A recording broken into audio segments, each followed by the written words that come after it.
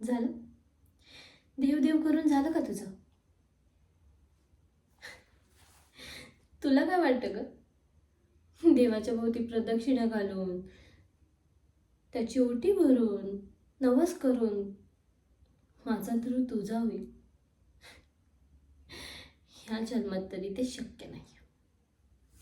कारण तू ज्या ठिकाणी उभी आहेस ना, तिथे माझं राज्य चालतं. मी म्हणेन ती पूर्व दिशा इथे.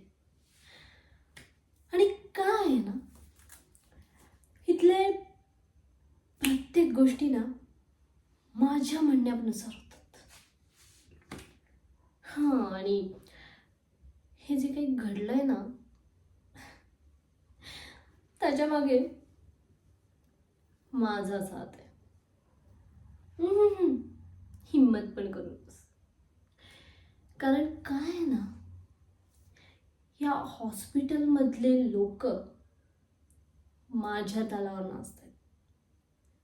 त्यांचे किस्से मी गरम केलेत. तुझ्याकडे काय फुटकी कवडी पण नाहीये. आणि एक गोष्ट लक्षात ठेव, किती उड्या मारल्यास ना तरी ध्रुव हा माझाच आहे, फक्त माझा आहे. अनफॉर्च्युनेटली त्याला आज हॉस्पिटलाइज व्हावं लागलंय. आणि याला कारणीभूत फक्त तूच आहेस, कारण तू आमच्या दोघांच्या मध्ये आली आहेस. खरं तर काटा तुझा काढणार होते ग, पण काय ना, त्याचा जीव वाचून थोडं इम्प्रेशन पाडायचं होतं. आणि एक लक्षात ठेव, ध्रुव ध्रुव फक्त देवाच्या आशीर्वादाने बरा होईल. आणि तू काळजी करू नकोस. अरे काकू, तुम्ही, हो, कळलं मला. तुम्ही काळजी करू नका काकू.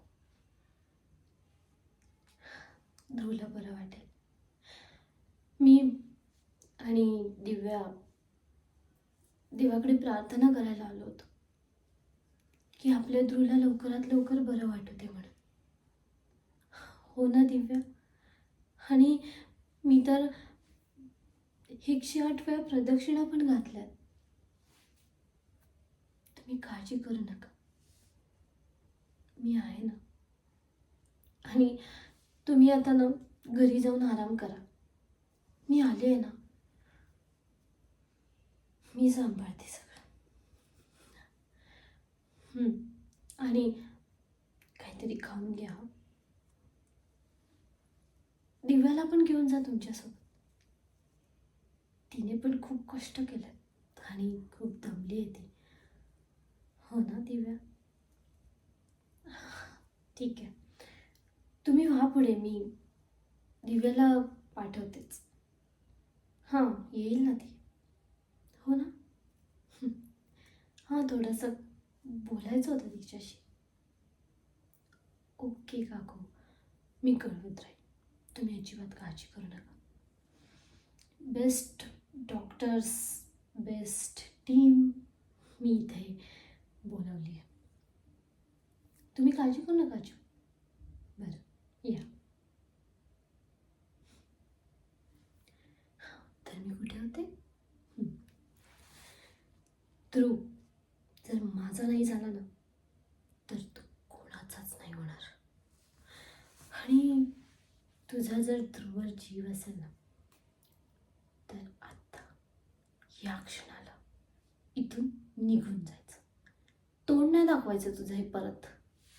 आणि जोपर्यंत माझं आणि ध्रुवचं लग्न होत नाही ना, तोपर्यंत त्याला कॉन्टॅक्टही नाही करायचं.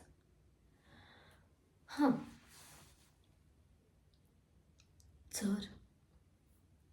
जर हे आपलं संभाषण त्याला कळलं ना, तर तुझी खैर नाही.